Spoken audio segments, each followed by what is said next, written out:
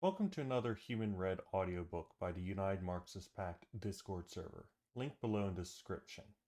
In this series, we continue our investigation into the initial construction, the organizational structure, and the principles and tactics of the form of worker organization capable of seizing political power and establishing the revolutionary proletarian dictatorship and communality, which can in turn produce economies of production through the shared class interests of the workers of the entire world. Our goal is to compile, analyze, and elaborate on what all these texts have to say about this, and at the end have a strong understanding of the exact scientific process of it, particularly in general terms. At the end of our readings as a whole, we will try to put it all together and present it as a coherent whole in an educational video with associated notations. Today's reading will be the 1951 Quinterna piece, Theory and Action in Marxist Doctrine. It is hosted on N+1. We have a pre-written textual analysis on the terms of the aforementioned topics, which is also posted in the pinned comment if you prefer to read it in text, or follow the link in the description to a read-only version of my Google Docs notes. This will summarize the contents of the text, but is no replacement for the actual reading itself, for the sake of understanding the context. In addition, in my reading, I supply my own commentary, critiques, additions, etc., which may be helpful for understanding some particularities. So for the analysis, the class party is based on analysis of class struggle and prediction of its development. And through the collection of collective knowledge from the proletariat via organization and engagement with them in their struggles, it is able to develop general revolutionary class knowledge. This allows the party to make decisions and engage in praxis that is beyond immediate, partial economic interests, and then teach individual proletarians, the class, and its militants to make correct decisions. Through its historic study of the class struggle, the party becomes able to predict and apply science to the class struggle, becoming active in producing higher theory not through spontaneous development, but through further historic study and consultation of the masses. Thus, consciousness comes first of the party, then will, and finally activity or praxis, rather than the other way around, as it is for the masses and their immediate struggles. Through collective knowledge and the ability to analyze the knowledge to produce theory which has predictive power, the party can make decisions and take the initiative to influence the course of the struggle, thus produce subjective conditions. This accelerates the class struggle and reverses praxis. Rather than action leading to theory, theory leads to action. In order to be able to act and spread its knowledge, the party must retain its material links with the social environment and the fundamental class struggle. This is best done in a pyramid structure, leading upwards to more development, or perhaps concentric circles, because these are actually the same thing. I just want to say this, leading towards the middle, or perhaps nested cones with collected knowledge filtering upwards become more and more correct, while incorrect ones are rejected. As the lower levels and outer layers are more responsive to immediate conditions, while more organized ones are disciplined with continuity of theory of organization and tactical methods. The demands of the base, which is not necessarily cognizant to the full struggle, should be limited to what produces theoretically sound results, which allow the party to remain a proletarian class party and not turn into a mass party. The center must base its decisions on continuity and not break with the base. I have some pictures. Again, these all are describing the same thing, it's just they're giving different shapes. While doing so, it's a dialect, you see. You have the laboring classes as the outer, and then you got the proletariat. This is Kautsky's, by the way. Then you've got the worker movement, and then you got the center, which is social democracy, and they're all going inwards. And then you've got the three magic weapons, the United Front, and then the People's Army, and then the Vanguard, and then you've got the center. And then, of course, they've got their mass line going in and out. And then you've got your schema of Marxist centralism, which is depicted in this piece, the Quinterna piece. You got the different social class. You got the social class, which is essentially the proletariat as a whole, and they're going in all sorts of directions. They don't know what's going on too much, but they have a tendency to go upwards. Then you've got the economic organizations that recognize their immediate interests, but some of them are collaborationist or influenced by conservative stuff. And you've got the class political party, which generally has its shit together and it's aiming for actual proletarian class interests. Then you got the central organs of the party, and it's a filter, right? So it's really all the same stuff. I liken this because it's really the same stuff to a cone, right? You got your concentric. What's a circle combined with a pyramid? It's a cone. Um, with infinite faces because it's a circle.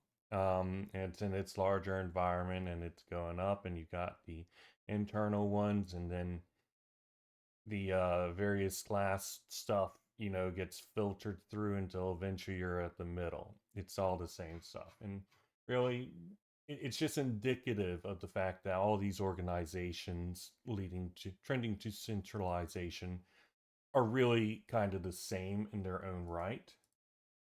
And organizations themselves are the same in their own right. And they can be studied as a scientific topic. The organizations can be studied as a scientific topic. You can just go in and say these things are universal to systems, and therefore we can apply universal things. And that's cybernetics for you. And there's a bunch of theory right there. Have fun. Anyway, continuing. Exemplary of this is the need for the party to maintain relations with trade unions and other associational frameworks of the proletariat, which have achieved integration into bourgeois societies while under strict limitations which remove their ability to create subjective conditions. Despite this, the party needs to maintain relations with organizations that can only be accessed by the workers and are between the masses and the party minority, and needs to develop new methods of associational framework between the proletariat that are resistant to bourgeois recuperation.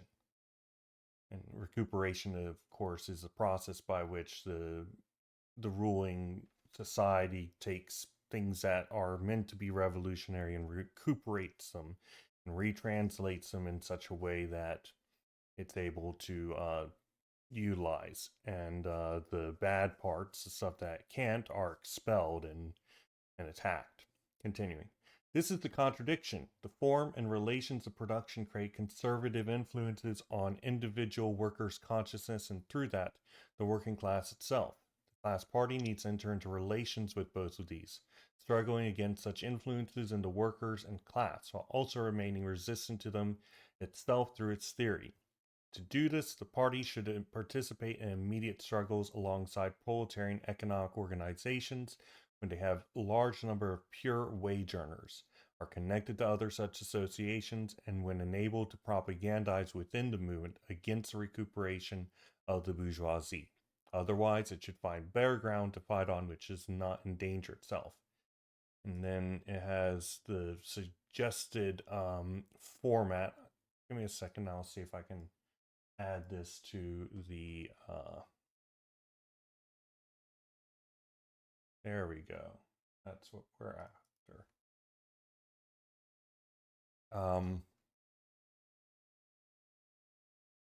Now, in the actual text, they did all sorts of comparisons to Stalinism and fascism and historic monarchical stuff. They get to have this special, arrows going in all direction, and impulses unified in the party, which apparently, Stalin's model doesn't have. I don't know really what they do is they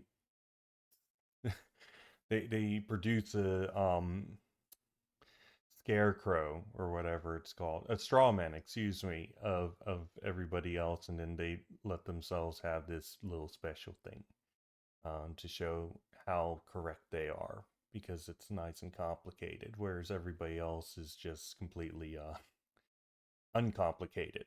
So in short here, you've got your forms of and relations of production to traditional order and privileged class, and these create a conservative influence in the individual worker and through the individual worker to working class in their theory and doctrine, that is to say their consciousness, and the decisional choice or will, and activity, action, and praxis.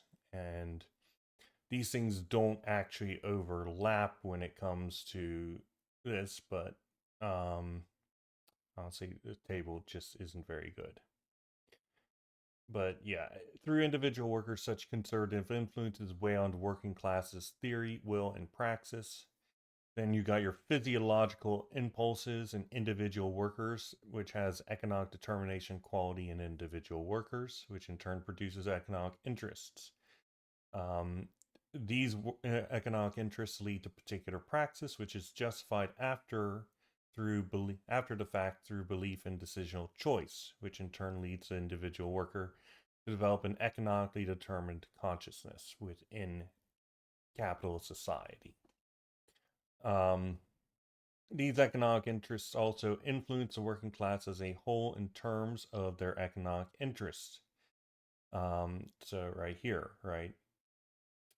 These lead to a working class praxis distinct but related to individual and formal activity, which in turn produces a class-based belief in decisional choice and spontaneous consciousness.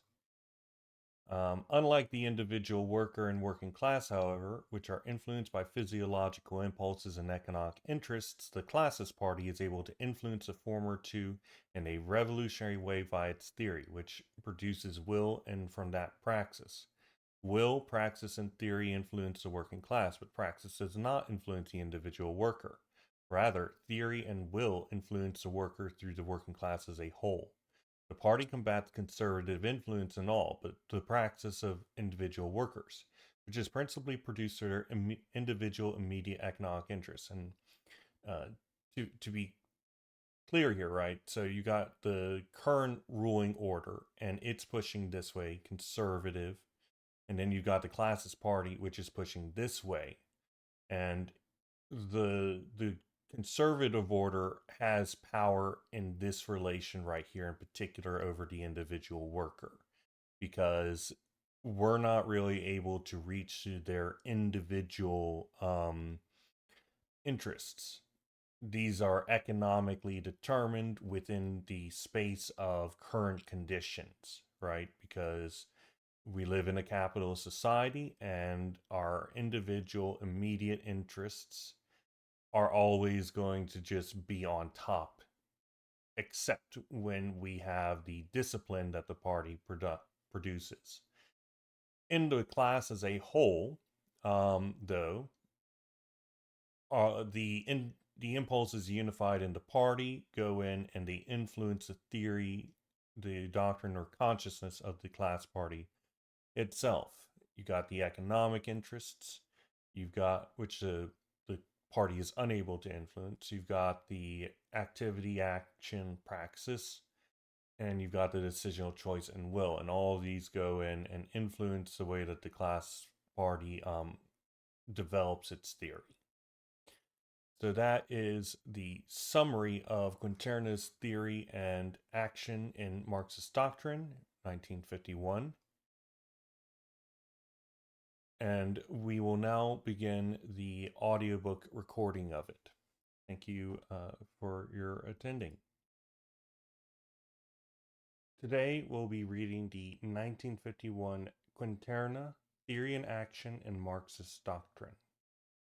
This isn't on the normal website, and this is also a translation from Italian to English, and auto-translate via Google. So keep in mind, there might be some issues there. We'll do the best that we can. So this is Theory and Action in Marxist Doctrine. 1. The reversal of praxis in Marxist theory. From the report. Ideological disorder within many of the international groups which condemn Stalinism and claim to be holding the revolutionary Marxist line. uncertainty of such groups as to what they call analysis and perspective, modern development of capitalist society, opportunities for a revival of the proletariat's revolutionary struggle. 2. It has become apparent to everyone that the great wars, the great domestic conflicts, and the bourgeois totalitarianism has spelled the end of the reformist interpretation of Marxism. 3. In the meantime, since the worsening social and political tension has not been accompanied by strengthening, rather by a total degeneration of the ex-revolutionary parties, the following question arises. Does there need to be a revision of the Marxist and Leninist perspective, according to which World War I and the Russian Revolution would result in a worldwide flaring up of the proletarian struggle for power? Undoubtedly, there was one, so if we're simply asking that question, then no, because the victory of the Russian Revolution and the development of World War I, undoubtedly, without any sense of the word and any questions, caused massive flare ups throughout the entirety of the world. Whether or not it ended up in degeneration of these parties is immaterial in the face of that. Anyway, continuing. Forward. At the Rome meeting of April 1st, 1951, the report on the reversal praxis in Marxist theory was brought to a close with the presentation of 8 tables with an accompanying commentary. The comments which follow are written with a view to allowing a more effective utilization of those 8 tables in their visual exposition of social dynamics, according to fundamental ideologies that the proletariat has definitively liquidated on the theoretical plane, but which, unfortunately, it still has to deal with on a practical level. Marx and Engels write in the German Ideology, 1846, Part 1, Section A, quote, consciousness can never be anything else than conscious existence, and the existence of men is their actual life process. If in all ideology men and their circumstances appear upside down as in a camera obscura, this phenomena arises just as much from their historical life process as the inversion of objects on the retina does from their physical life process. Quote, in direct contrast to German philosophy, which ascends from earth to heaven, here we ascend from earth to heaven. From heaven to earth, here we ascend from earth to heaven. That is to say, we do not set out from what men say, imagine, conceive, nor from men as narrated, thought of, imagined, conceived, in order to arrive at men in the flesh. We set out from the real active men. On the basis of their real life process, we demonstrate the development of the ideological reflexes and echoes of this life process. The phantoms formed in the human brain are also, necessarily, sublimates of their material life process, which is empirically verifiable and bound to material premises. Morality, religion, metaphysics, all the rest of ideology and their corresponding forms of consciousness thus no longer retain their semblance of independence. They have no history, no development. But men, developing their material production and their material intercourse, alter, along with this, their real existence, their thinking and the products of their thinking. Life is not determined by consciousness, but consciousness by life. Is the first method of approach. The starting point is consciousness taken as a living individual. The second method, which conforms to real life, it is the real living individuals themselves, and consciousness is considered solely as their consciousness. And then, quote again, this method of approach is not devoid of premises. It starts out from the real premises and does not abandon them for a moment. Its premises are men, not in any fantastic isolation and rigidity, but their actual empirically perceptible process of development under defined conditions.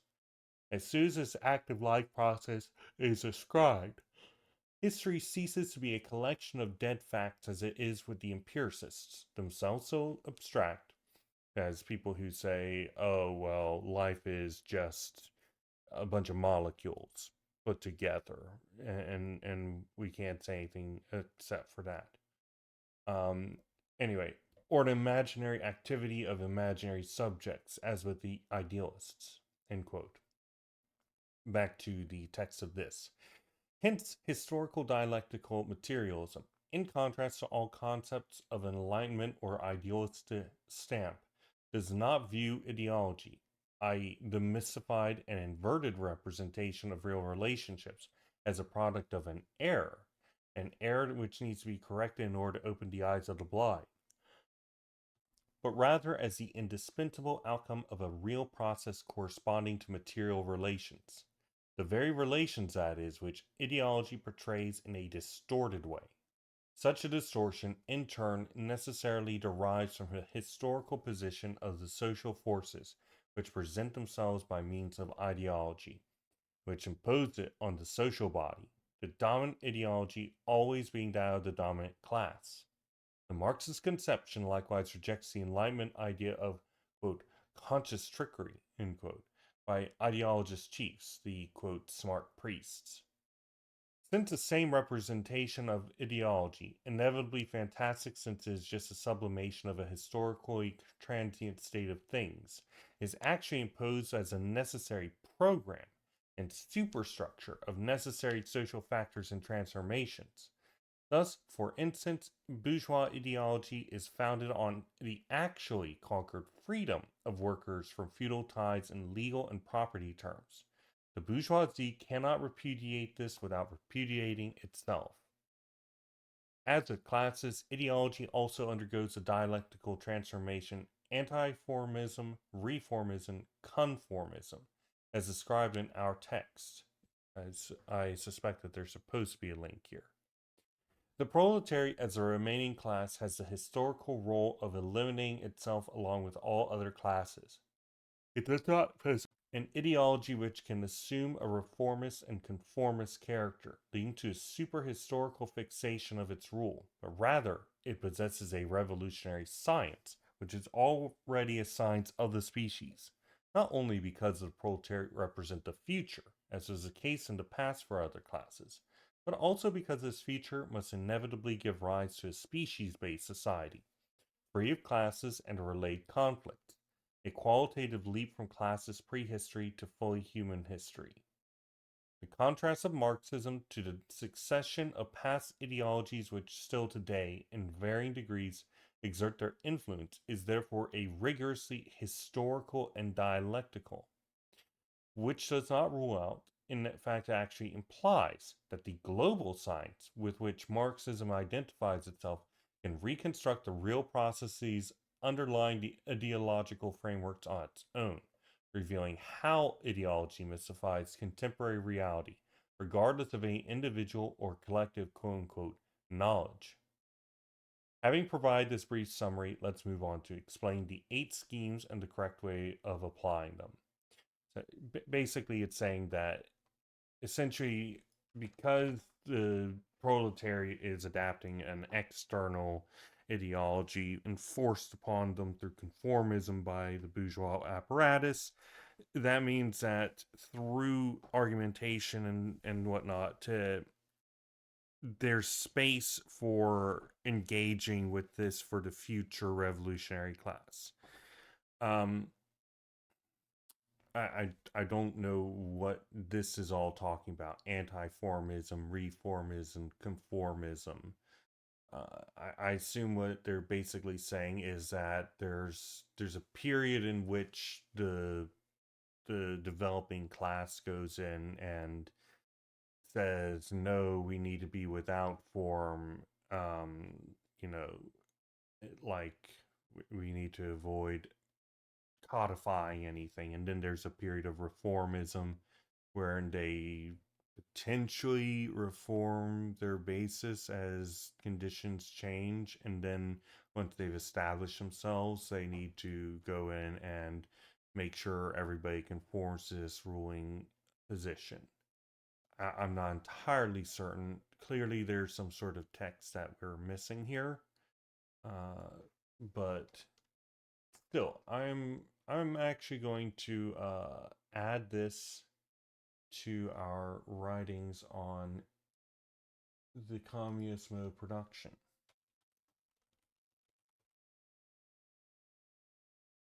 because this is potentially useful.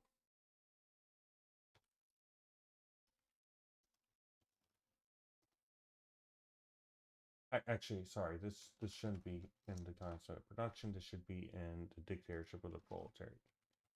Dictator. Yep.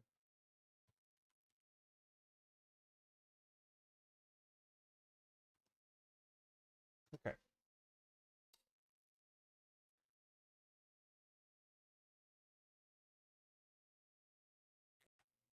Continuing, excuse me. Tables 1 and 2. The succession of the forms of production. So we have a table here, and I'm not too great at this, but we'll figure out how this works.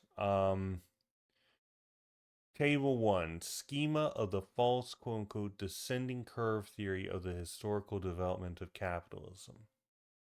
So you've got feudalism. I don't know what the blue line is supposed to be.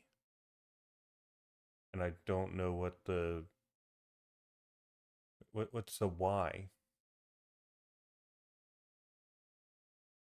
This table. What am I? What am I looking at? I don't understand. What is this?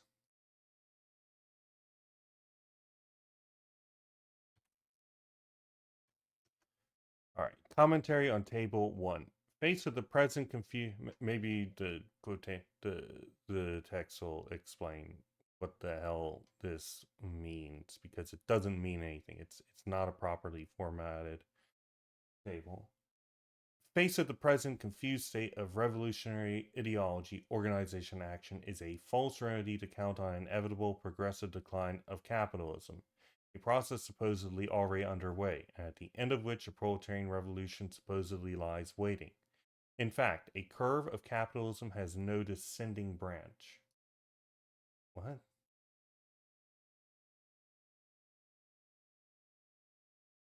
So this seems to essentially be saying that there's a period in which this isn't their graph. This is something that they are critiquing. The It's saying that there's a viewpoint that in 1914, competing economic ideologies have arisen, and with their arrival, there has been a descending curve for capital's progressive development. It's no longer developing, instead, socialism is developing. I mean, that's yeah, it's a bad graph. It's a bad table. But anyway, skipping 2 and 3, wherever that's supposed to be 4. The theory of the descending curve of capitalism is totally wrong and raises the inappropriate question as to why, if capitalism is declining, the revolution isn't advancing. The theory of the descending curve represents a historical development as a sinusoid. Each regime, for example, the bourgeois regime, starts at a descending stage, reaches an apex, then starts to decline to a minimum, following which another regime starts to ascend. Such a view is that of a gradualist reformism. No jolt, shocks, or jumps. Report 4. The frequent claim that capitalism is in a descending branch and will not be able to rise again contains two errors, one fatalist and the other gradualist. The first error involves the illusion that when capitalism completes its descent, socialism will rise of its own accord without upheavals, struggles, and armed clashes, without party preparation. The second error, expressed from the fact that the direction of the movement is slightly curved, is tantamount to admitting that there are elements of socialism which can gradually penetrate the fabric of capitalism. And we got and that's their commentary on this first table.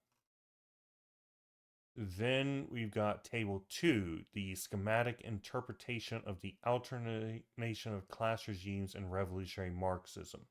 So it's got feudalism, and then there's some sort of crash, and the capitalist epoch, and then some sort of crash, and then socialism, where it's higher each time. Again, there's no y-axis, and I don't know what's being measured here. The productive forces, perhaps? Uh, okay, yeah. So, commentary on Table 2. The Marxist view can be represented for, and yeah, I definitely disagree with that notion if this is the productive forces, because fact of the matter is, a lot of the productive forces within capitalism are designed in the interest of capital. That is, maximizing exploitation of one class by another class. And many of these forms of productive forces will have to be restructured, right? Can we really have FedEx or Amazon, as a better example, working people so hard that they're having to pee in bottles in socialism? The answer is no. Freaking obviously not. So, in those terms, our productive capacities will reduce. Um, and rather, these should be different colors, I think. Anyway, continuing. The Marxist view can be represented, for the sake of clarity and simplicity, as a series of continuous curves ascending to peaks, singular points or cusps in geometry, followed by sudden, almost vertical descents, after which, from below a new social regime, another historically ascending branch appears. Report 5. Marx did not envisage a growth of capitalism followed by a decline, but rather the concurrent dialectical enhancement of the mass of productive forces that capitalism controls, and of their unlimited accumulation and concentration. No, there's are limits to both of those. Occurring at the same time as the antagonist reaction of the dominated forces, that is, the proletarian class. The general productive and economic potential rises until equilibrium is upset. An explosive revolutionary phase occurs. Then, in the course of an extremely short and intense period, the old forms of production collapse, the forces of production decline, paving the way for a new arrangement and for a new and more powerful rising. In conformity with this view, the only one which can be considered truly Marxist, all phenomena of the present imperial stage, for over a century now, have been entirely predictable. In economy, trusts, monopolies, state planning, nationalization. In politics, strict police regimes, military superpowers, etc. Report 6. No less clear is a position which holds that the proletarian party should counter this modern situation with graduous demands, proposals for the recovery and rebirth of liberal tolerant forms. The contrary error of the proletarian movement, and particularly of the Third International, lay in its failure to adequately compare the enormous power of capitalism with a comparable revolutionary tension. The explanation of the second collapse of the class movement, even worse than the social patriotism of 1914, leads to difficult issues of the relationship between economic impulse and revolutionary struggle, between the masses and the party that must lead them. Report 7. Difference between the two conceptions. The difference between the two conceptions represented in tables 1 and 2 is expressed in Surveyor's language as follows. In the first graph, or the opportunists graph, Bernstein-type revisionists, emulators of Stalin, pseudo-Marxist revolutionary intellectuals. There's a continuous curve at which every point, quote, allows a tangent, end quote. That is, it proceeds by imperceptible variations of intensity and direction. The second graph, in which there has been an attempt to make a simplified representation of the much depreciated, quote, theory of catastrophes, end quote, shows that within each period there are points, or as they are known in geometry, quote, cusps, or singular points.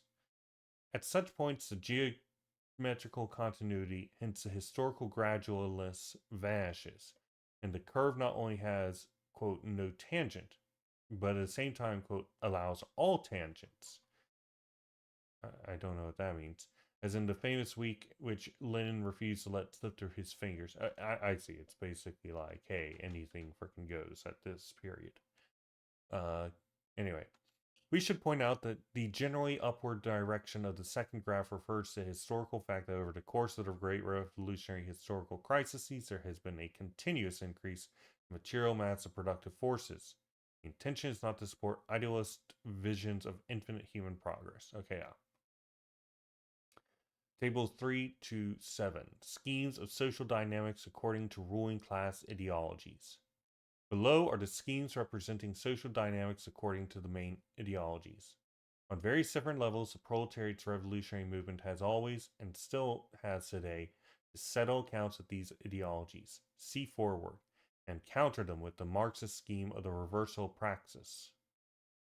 In one note to the report, is stated a distinction between the schemes which describe conceptions that are either completely antithetical to Marxism, tables 3 and 4, or worse still, are aberrant with respect to Marxism, insofar as they ambiguously claim to refer only to a part or some of its basic postulates. Tables 5, 6, and 7. Tables 3 and 4. Tables 3 and 4 are presented together because, despite their differences, they share many common denominators. Indeed, transcendentalist and demoliberal S schemes, even if in the one the sense of authority flows from the state towards the individual, whilst in the other liberty flows from the individual towards the sign of the state.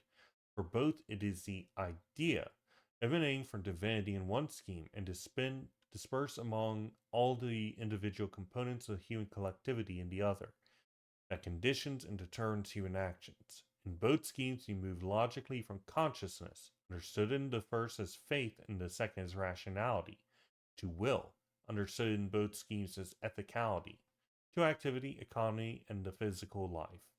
So, transcendentalist authoritarian schema, you have the divinity, and then state and individual, and consciousness, faith, and state just goes straight up and then over.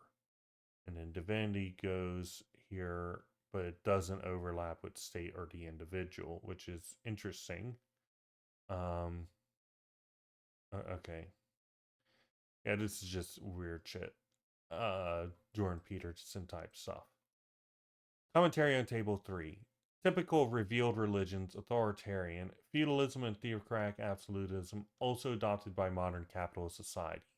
This conception appeals to a divinity who, in the very act of creation, infused men with a spirit which, being found in each individual, warrants equality, quote, before God, end quote, at least in the celestial world, and guarantees the behavior is by common principles of a divine origin. The state, in its turn, by controlling the consciousness and activity of individuals, allows the development of spiritual and physical life within its hierarchical order, which mirrors the, quote, divine plan revealed in the Holy Scriptures. And we got Table 4. We got individual and society replacing God and the state. And then you have the individual with rational consciousness developing the society, and then those two together develop the state. And there's a sense of freedom emerging out of that.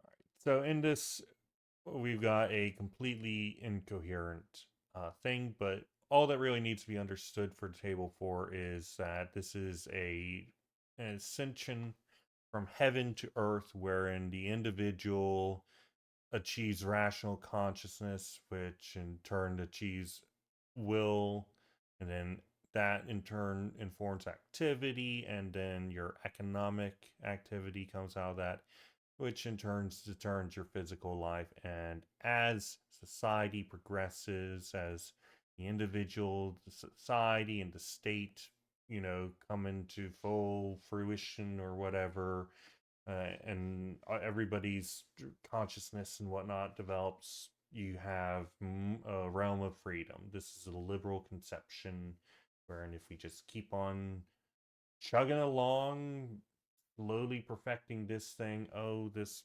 capitalist over here did something bad, now we're going to change the laws so that won't happen anymore, and everything's better, just little minute reformist fixes, and then eventually we'll reach societal perfection and full freedom.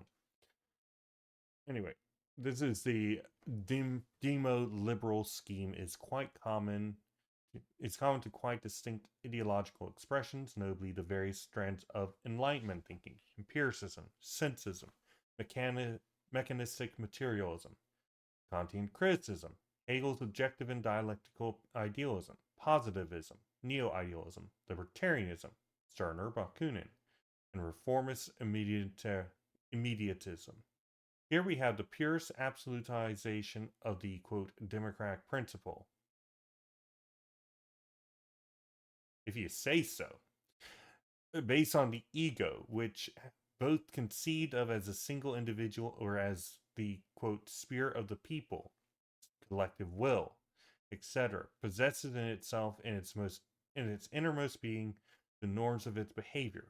This may lead, as with the anarchists, to state being rejected as non-representative of the collective will, being substituted with, quote, social opinion, or similar abstractions which perform the same role as the, quote, ethical state in classical bourgeois thought, and from which they are, after all, direct derivations.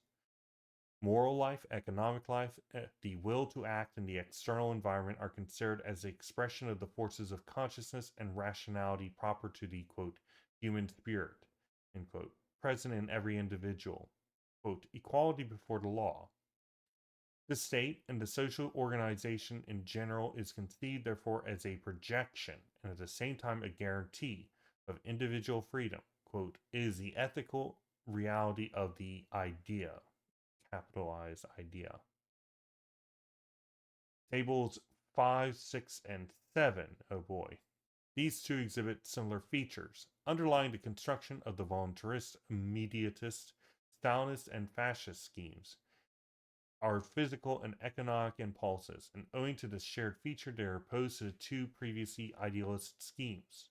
But both groups have in common the precedent and preeminence of will over activity as concerns the individual and the class. Actually, I think that they did actually create these tables.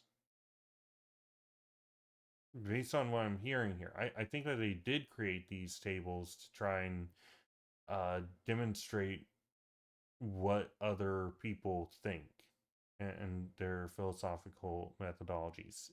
I think that these are, in fact, their terribly labeled tables that they are presenting as, or completely unlabeled, as others' ideas. But both groups have in common the precedence and preeminence of will over activity as concerns the individuals and the class, or else people or nation in the fascist conception.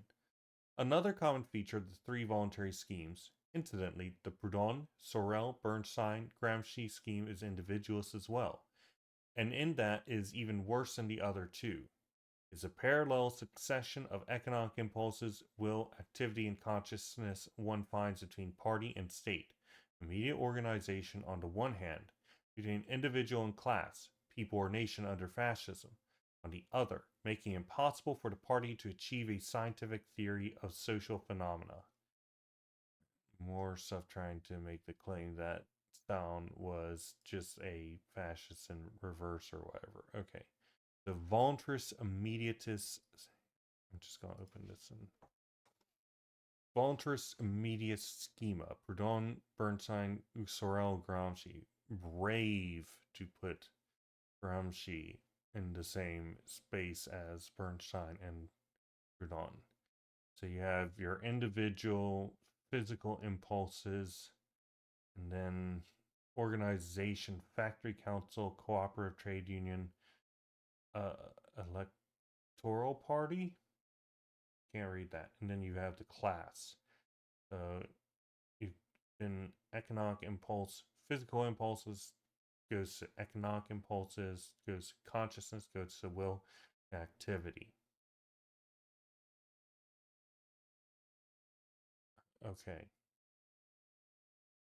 And again, nothing is actually labeled here. It doesn't mean anything. It doesn't mean anything. We're just going to skip forward. Commentary on Table 5.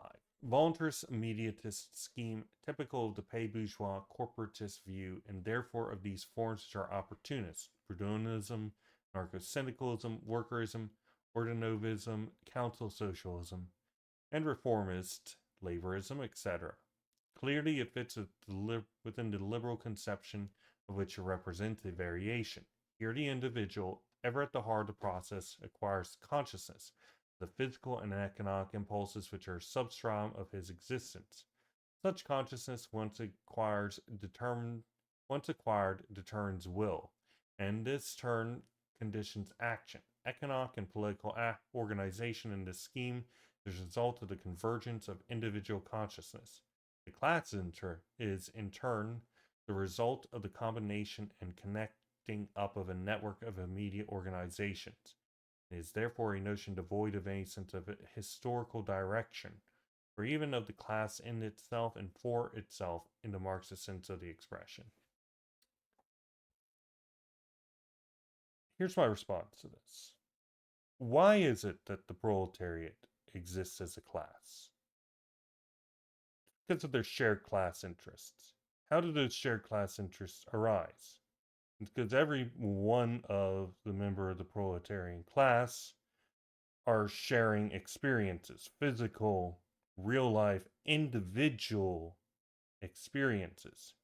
And through a process of intercommunication, they find relation with one another and understand that they have shared class interests. And that is how a class develops. The individual absolutely exists in such a relation. I don't think that you can say it doesn't. Now, does a class exist in the individual? No. But the individual does exist. If this is trying to make a claim that the individual doesn't actually exist in these terms, then they're going to have a very steep hill to climb. I'm not entirely certain what they're trying to say here, but we'll see what they have to say there. Then we got table 6 with the Stalinian schema. And you've got individual, class, and state party, physical impulses, economic impulse, will, activity, and consciousness. But they're going in a reversed direction. Okay. Scheme of the ideology consequent upon Stalin's counter-revolution. For this scheme, too, it is the individual who attains consciousness. However, his action has been brought about as a result of free, quote, choice, a decision, will. Characteristic is the party/state assimilation. But since the economic impulses, interests, arriving by the individual and class at the party/state are utilized by the pseudo-binomial to perform its decision-making and leadership duties, will, and to determine practical orientations, activity, and theoretical positions, consciousness, it's obvious that the party part of the binomial loses out and survives only as a justification of the state. Okay, and then we've got the fascist one, which is the Stalinist one, except instead of class, you have people in a nation, and then the individual lacks economic impulses. Okay. Commentary on Table 6. Scheme of the ideology consequent... No, I'm sorry. Fascism is, by definition, eclectic. It doesn't have a doctrine of its own, yet ideologically expresses its role as a unifier of the capitalist imperialist forces, achiever of the reformist program, and mobilizer of the, quote, middle classes. It is not fortuitous that the conception is very similar to Stalinism. Like Stalinism, fascism is unable to relinquish certain essential bourgeois postulates, such as the legal equivalence of individuals. Would we say that communism would not? Yeah, this is absolutely not true. And in fact, fascism very specifically rejects the conception of legal equivalence of individuals. Are we going to say that communism does not recognize legal equivalence of individuals? This is okay. All right. So the quote will of the people and quote the quote popular character of its rule. The point of departure becomes, however, not the individual subject, but the, quote, nation, the people, or even the race, which assimilate physical motivations at the outset, see the National Socialist concept of blood and soil, and express themselves in the state. The individual is conceived as a, quote, passive receptor in the nation/people's ethical impulse, and of the state party/state's volunteer and activist impulses. Table 8. Scheme of reversal of praxis. And this is what they say is the correct one. And let's open this up and zoom in. What were they thinking? So you got the forms and relations of production, traditional order, privileged class, individual worker, working class, classist party. And then the yellow line is economic determination. Blue is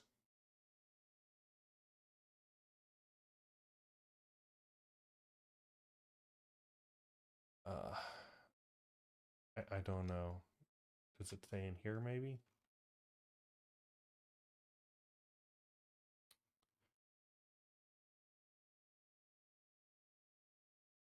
Okay. Impulses unified in the party for the small red lines, and then revolutionary influence for the big ones. So you have the classist party, which produces theory, doctrine, and consciousness, and decisional choice, will, and then activity, action, praxis. And then the working class picks this up, and you have this economic determination of what they pick up, of what decisions they take and what activities they do. And then they, in turn, impulses unified in the party. That's what this says. And then there's these economic interests, create this unification. Activity produces unification, and then decision, choice, will, and then an individual worker comes in. Okay, and then physiological impulses. So it starts with the physiological impulses, I think. Which creates the economic determination, and then the economic interests, which produces the working class and the individual worker. And then their activity. I don't even know where to start, is the problem. Anyway, let's see.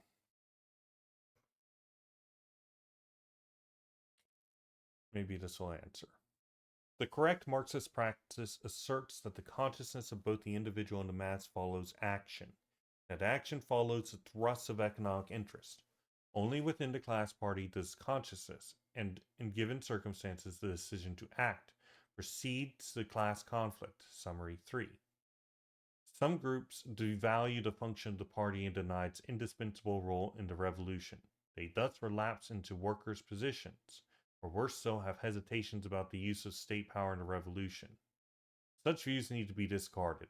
On an equally wrong track are those who consider the party as a grouping of conscious elements, but fail to see its necessary connection with the physical class struggle, its character as a product as well as a factor of history. I mean, most of the time when people reject the party, right, they're saying no, instead it should be, for example, worker councils or something along those lines. And worker councils can do all these things. There's nothing that stops a worker council from doing these three things. So this isn't a good enough argument to stand on its own. Now, I'm in agreement that the class party is the way to go. But if we're boiling it down to this as the correct schema, then we need to talk about then we need to make the basis there. Anyway, continuing. It is useful here to outline the Marxist reversal of praxis in a schematic way. Within the individual, physical needs give rise to economic interests. To all its automatic action to satisfy those needs. Only afterwards do acts of will occur, and possibly consciousness and theoretical knowledge. Within the social class, the process is the same. The difference being that forces which are conjoined are always enormously enhanced. In the party, the contribution made by all the individual and class influences which flow into it from below are shaped into the means of establishing a critical and theoretical view, and a will to act which make it possible to instill into individual proletarians and militants an explanation of situations and historical processes, and an ability to make correct decisions about actions and struggle. I'm going to make it smaller for a second so I can.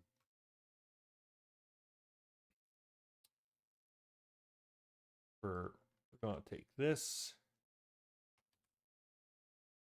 and then we're going to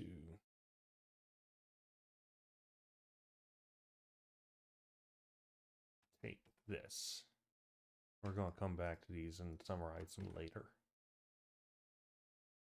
But in short, here, essentially what they're saying is the role of the party is very key here. And it's a major thing which produces the understanding of the worker in relation to their conditions.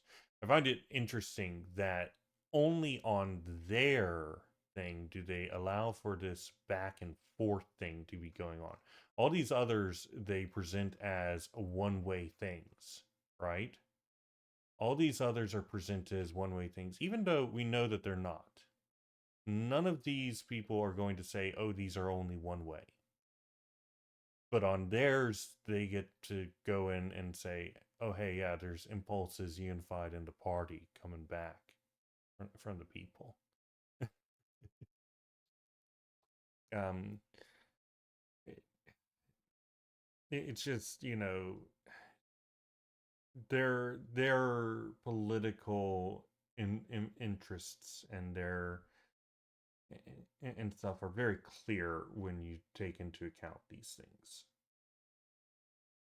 Anyway, thus, whilst determinism denies the individual the possibility of achieving will and consciousness prior to action, the reversal praxis does allow it within the party, and only within the party, as a result of the general historical elaboration. What? No. What about that whole thing about Lenin and the April Theses going to the people without the permission of the party? He just goes out of his own accord because he's aware of what needs to be done, and he does it. That's a whole basis of your organic centralism thing, that the individuals in the party need to be able to go out and do stuff when they see it needs to be done, among other things, right? So now all of a sudden it all needs to be done within the party.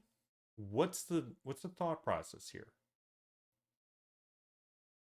Okay, anyway. However, although will and consciousness can be attributed to the party, it is not the case that the party is formed by a concurrence of the consciousness and will of individual members of a group, and nor can such a group be in any way considered as free of the determining physical, economic, and social factors weighing on the class as a whole. Therefore, the so-called analysis which alleges that all the conditions for a revolution are in place but a revolutionary leadership is lacking is meaningless. Okay. It is correct to say that an organ of leadership is indispensable, but its arising depends on general conditions of struggle themselves, and never on the cleverness or bravery of some leader or vanguard.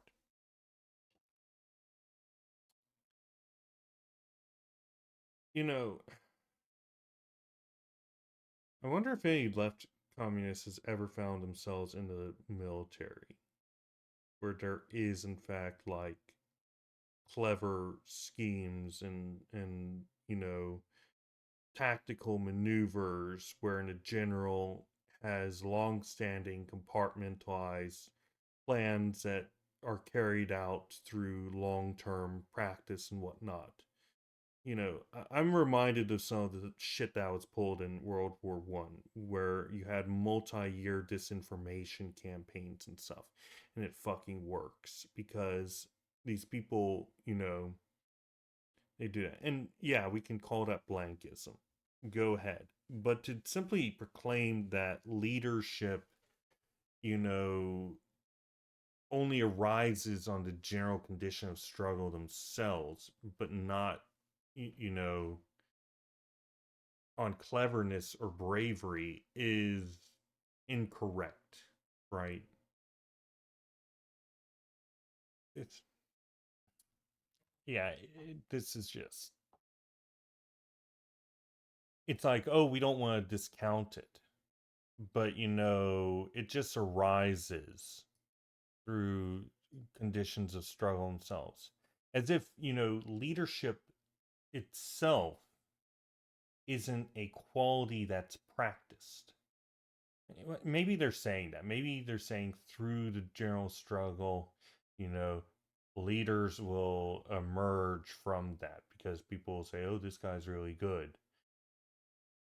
That's fair. But at the same time, it's like, okay, then what? You have these leaders emerge. What comes next? Well, what comes next is they're codified. They become recognized as generals.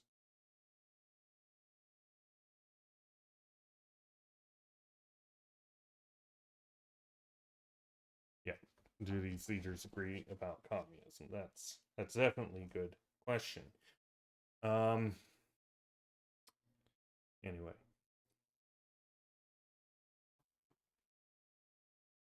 Mhm.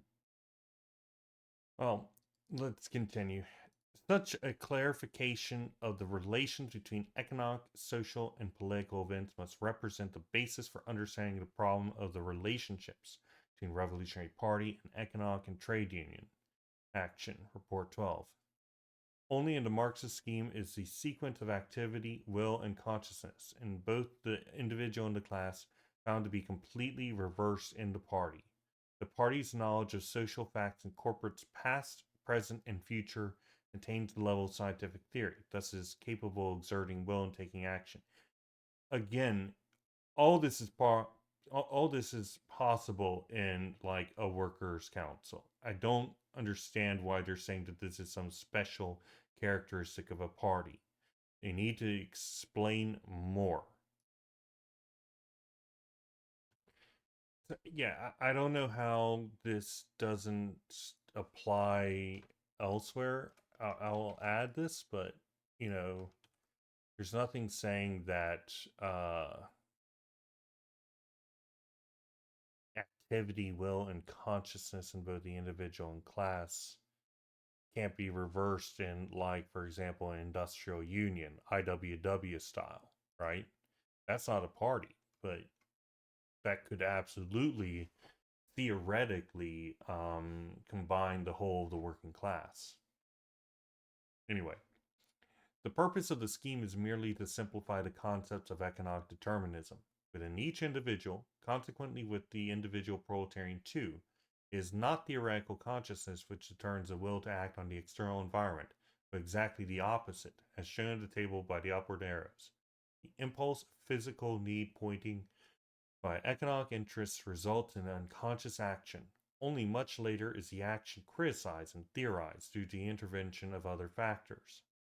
The combination of individuals placed in the same economic circumstances behaves similarly, as shown in the table by the upwards pointing arrows, but the concomitance of stimuli and reactions creates a basis for a clear will, and after that, consciousness. These are only specified precisely in the class party, which brings together only a part of the class, but which elaborates, analyzes, and strengthens the very wide experience drawn from all the various different impulses, stimuli, and reactions. Only the party is able to reverse the direction of praxis, possesses a theory, and therefore has knowledge of the way events unfold. The party, within specified limits, depending on circumstances and relations of force, can take decisions and initiatives and influence the course of the struggle.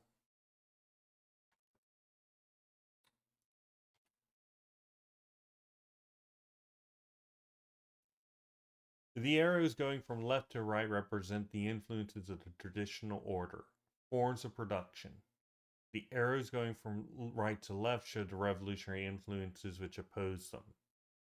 The dialectical relationship resides in the fact that the Revolutionary Party is a conscious and voluntary factor of events, inasmuch as it is also the result of them, and the conflict these events contain between the old forms of production and the new productive forces. Such a theoretical and active function of the party would, however, come to nothing if it were to sever its material links of the social environment with the primeval, material, and physical class struggle. Okay. A bit on the need for the party to be within the real world. Okay, Table 9, Scheme of Marxist Centralism. At the second meeting on September 1st, 1951, Naples, after a reminder about the 8 tables discussed on the fundamental themes summed up within them at the first meeting, Rome, there is introduced a 9th table entitled The Scheme of Marxist Centralism. Attached to it was a short but sufficient commentary saying how it worked and on the meaning of the communist left clear-cut position on the matter.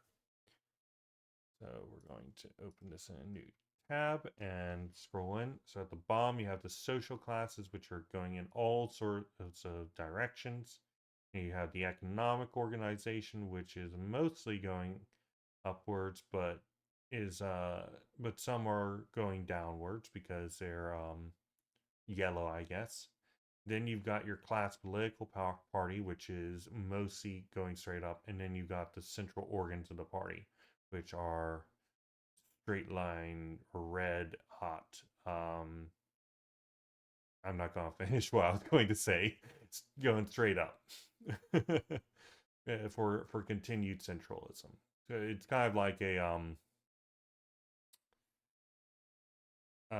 it's kind of like one of those things that you've got where there's different types of gases, and then some they go all different ways, the particles, and then once they get through the slit, then you've got the next layer and more, and then eventually you have the cream of the crop at the top, which are the ones that are most developed.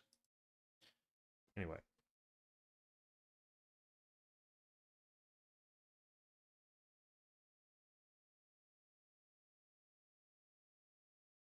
So there's a merger schema from the Second International, which Lynn agreed with, that similar to this. Gotcha.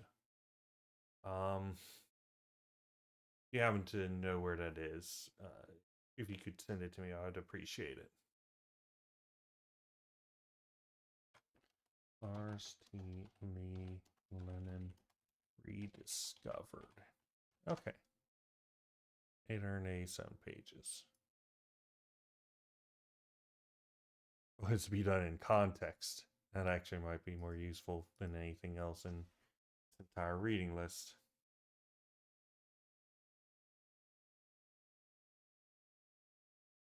So, commentary on Table 9. 1.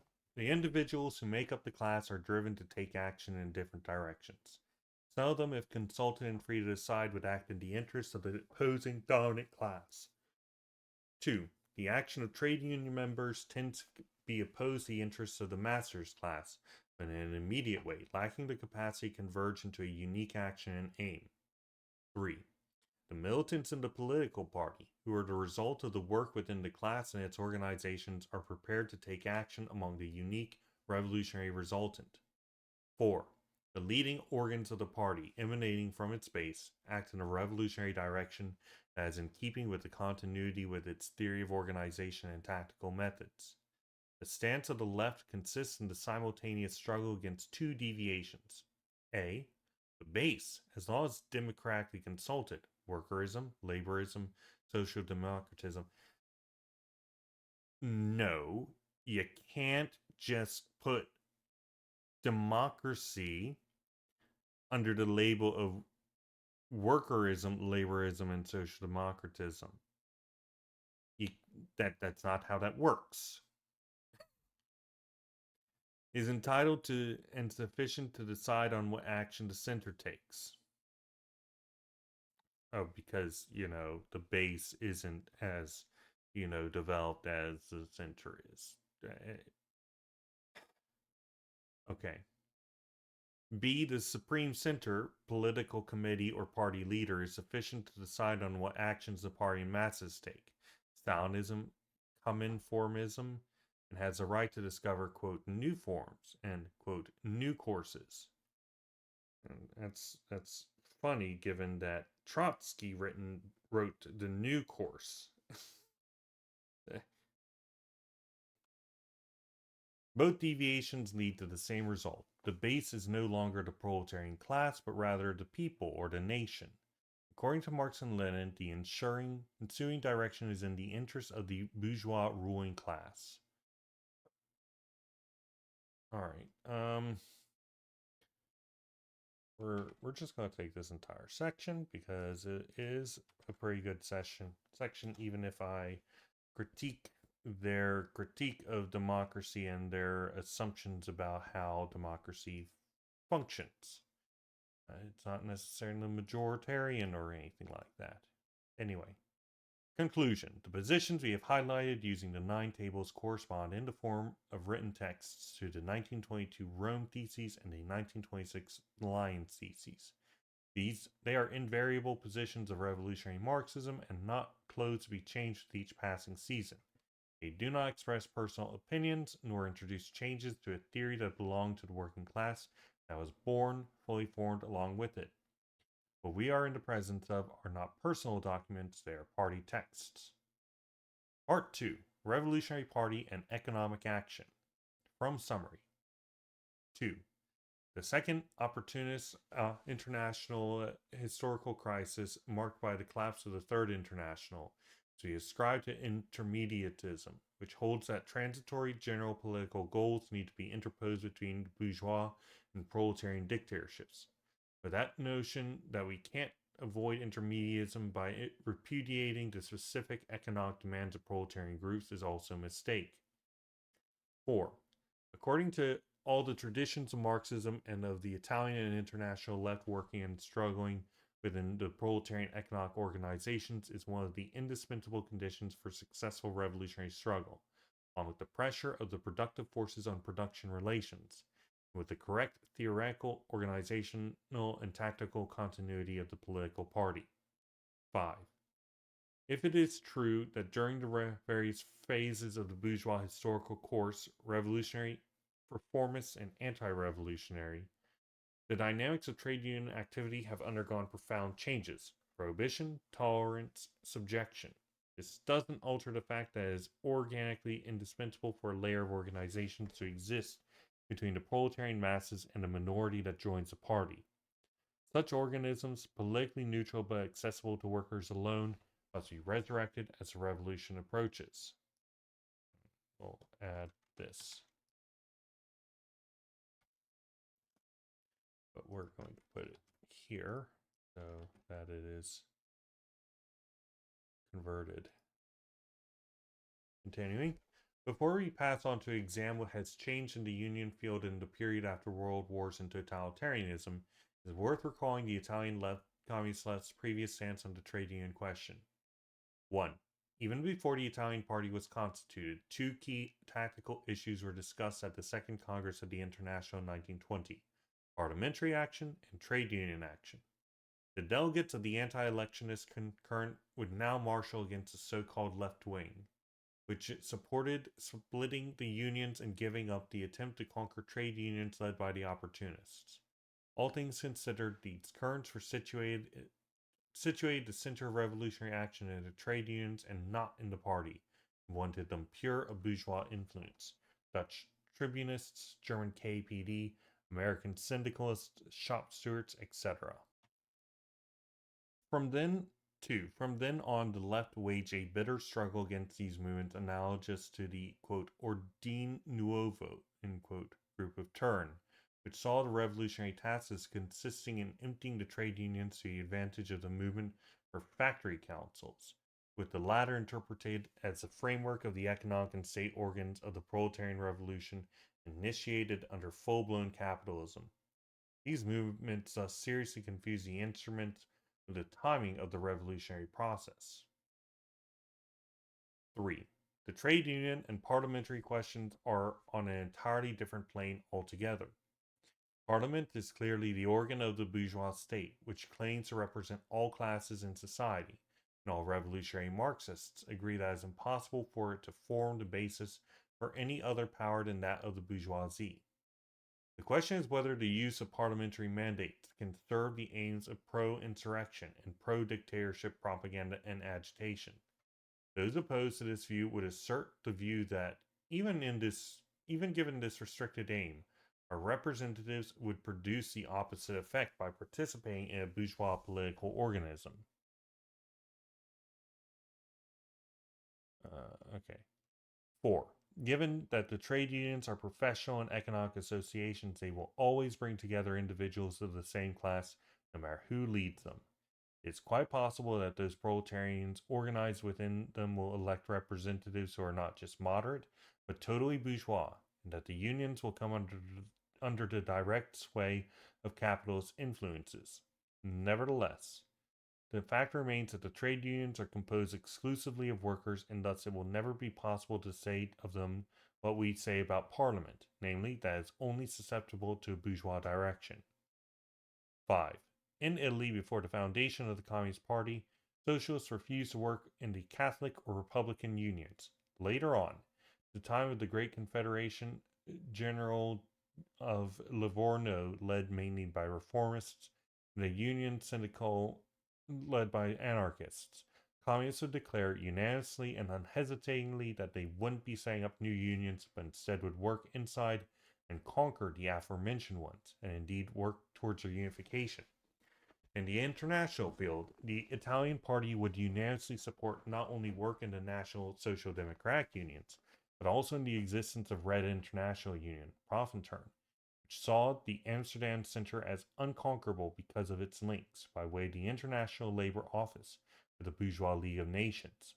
The Italian left was violently opposed to the proposal to liquidate the Profintern in order to constitute one single trade union international, still asserting, nevertheless, the principle of unity and internal conquest of the unions and national federations. 6a. Proletarian union activity has caused significant changes in bourgeois policy over successive historical phases. The early revolutionary bourgeoisie prohibited any form of economic association as an attempt to reconstitute the illiberal regime of the medieval corporations, and any strike was violently suppressed, therefore.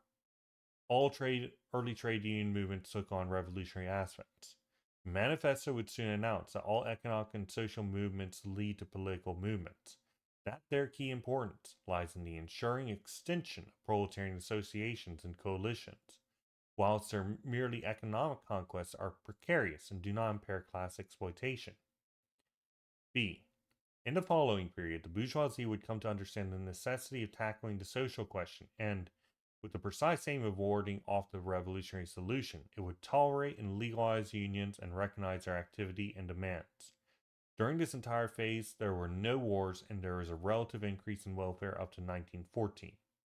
Throughout this period, the work carried out in the unions was a fundamental element in developing strong socialist parties, who could clearly get large movements underway if applying the union lever.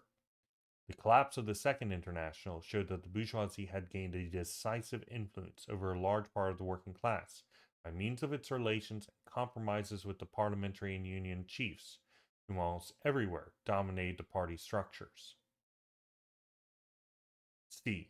During the resurgence of the movement which followed the Russian Revolution and the ending of the Imperialist War, it is precisely a matter of drawing conclusions from the disastrous failure of the previous trade unionist and political outlook.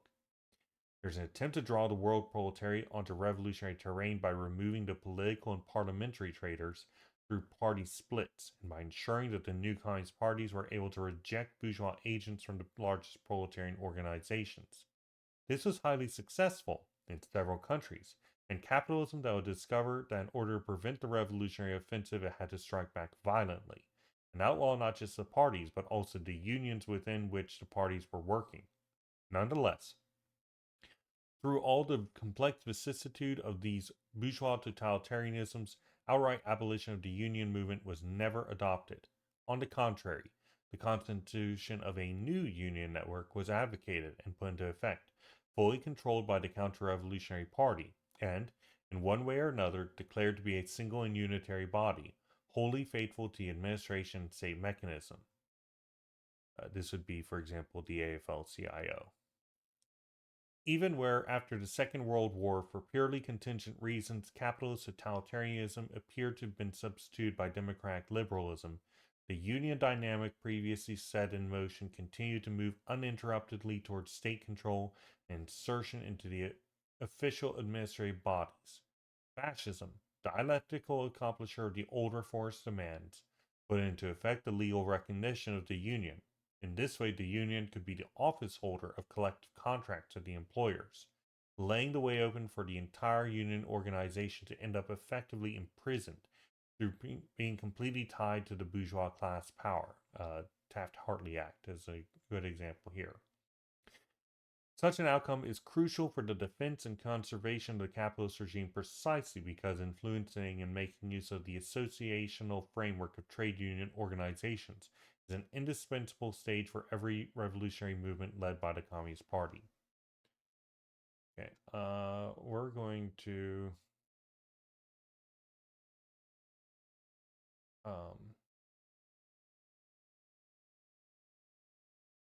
we'll add this. Mostly for the last paragraph. But that paragraph kind of needs context. 7. Clearly, these radical changes in the unions weren't only due to the political strategy of the antagonistic classes, their parties and government, but were also significantly linked to a changed nature of the economic relations between employer and wage worker. In the early union struggles, when the worker tried to compare the monopoly of production with the monopoly of labor power, the sharpness of the conflict derived from the fact that the proletarian had absolutely no resources except his daily wage. During a time when the worker was deprived of any reserve fund of consumer goods, every struggle literally became a matter of life and death. Marxist theory of increasing immiseration is confirmed by the continuous increase in the number of pure proletarians, and by the closely related expropriation of the last reserves of layers of proletarian middle classes, a process which is sped up by 100-fold by wars, destruction, monetary inflation, and so on. Whilst increasing immiseration is undoubtedly still the general trend, and whilst it is true that in many countries the unemployment figures are enormous and proletarians are just plain massacred, nevertheless, we can see that wherever industrial production flourishes, a whole range of reformist, assistant, and providential measures exist for the employed worker. These constitute a new type of economic reserve representing a small stake in wealth, and this makes the position of the worker in those areas in a certain sense analogous to the artisan and small peasant. Hello, labor aristocrat argument. The wage laborer thus has something to lose, and this makes him hesitant. Even opportunities when union struggles break out, and worse still, when there are strikes and rebellions. This is a phenomenon remarked on by Marx, Engels, and Lenin in regard to the so-called labor aristocracy. Apart from the question of whether or not such and such a country, the Revolutionary Communist Party, should participate in the work of given types of unions, the elements of the question recapitulated so far lead to the conclusion that any prospect of a general revolutionary movement will depend on the presence of the following essential factors. 1. A large, numerous proletariat of pure wage earners. 2. A sizable movement of associations with an economic content including a large part of the proletariat. 3. A strong revolutionary class party, which, composed of a militant minority of workers, must have been enabled in the course of struggle to oppose broadly and effectively its own influence within the union movement to that of the bourgeois class and bourgeois power. The factors which have led to establishing the necessity for each and every one of these three conditions, the effective combination of which will determine the outcome of the struggle, were arrived at by A. By a correct application of the theory of historical materialism, which links the basic economic needs of the individual to the dynamics of the great social revolutions. B. by correct interpretation of the proletarian revolution as regards the problems of the economy, politics, and the state, and C. By lessons derived from the history of all the organized movements of the working class, as much from the degenerations and defeats from the outstanding achievements and victories. The bourgeois revolutions didn't require the bourgeoisie to be, utterly poor. In fact, it was quite the opposite. By getting money and influence, it increased their ability to organize. I would argue, rather, that a reduced workday would squeeze the bourgeoisie more.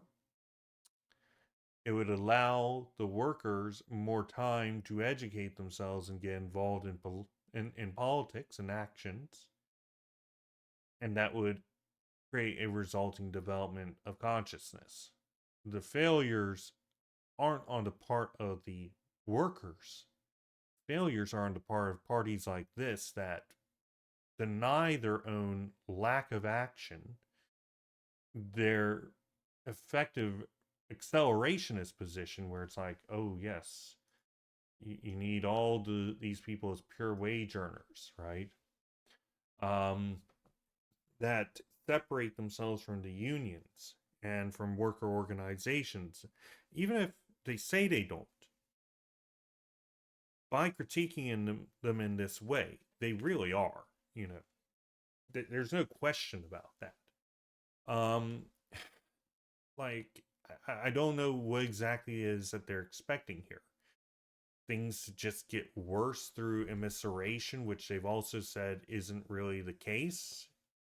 And then eventually, all these workers are pure wage earners, except no. The bourgeoisie have learned from their mistakes there, and now everybody's got like their 401ks and their retirement funds and whatnot. So, what exactly is the plan here? We'll see if they have anything to say. No, they don't. The general line of the perspective outlined here does not rule out that there will be all kinds of different situations arising in the course of modification, dissolution, and reconstitution of associations of the union type. All these associations, that is, which arise in various countries, either linked to the traditional organizations which once upon a time declared themselves as the base on the class struggle approach, or else more or less tied to the most diverse methods and social tendencies, even conservative ones. Presented at the Rome meeting on April 1st, 1951, translated text and process tables by the Communist Party. Okay, so real quick, to lead off here. All the previous works were talking about the need for the party to get involved in every single movement against the existing state of things. Every single economic struggle and immediate struggle. And doing so, it would create connection to the masses and develop its relations, develop its political line, produce leadership through experience, produce theory through experience, produce tactics through experience. And now what's it saying? Saying that the Communist Party should not get involved with the unions. It should not get involved with the economic organizations because these things are immediate. Because these things better the conditions of the working class, which makes them less revolutionary. This is accelerationist dross of the worst sort.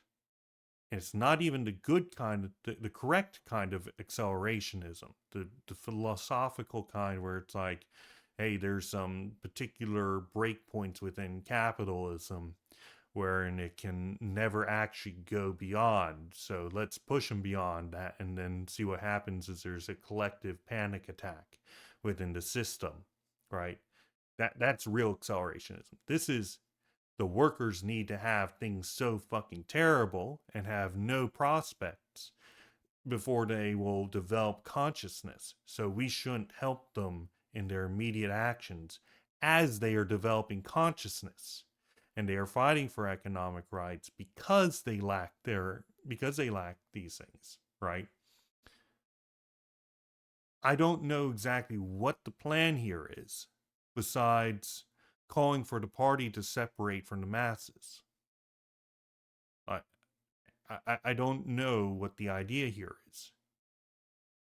I also think that and more critiques of this. I think that their tables are hot garbage and really don't communicate anything. I this one in particular, well, the sound schema is shit.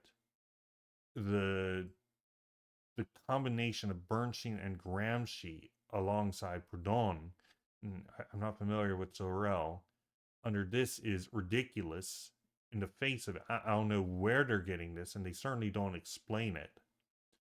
Um, like, and then they also have their special.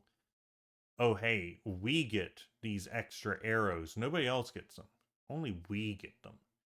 Um, and they've got arrows in all directions, whereas everybody else, oh no, it's all in one or two directions, actually. Bullshit. That's not how these things work. This straight out says that fascism is eclectic. That would indicate that this should be going all which way, but it isn't, right? So, what is it? Perhaps they are going in for political reasons, and they're going in saying, oh, how fucking special we are, that we've got all this stuff.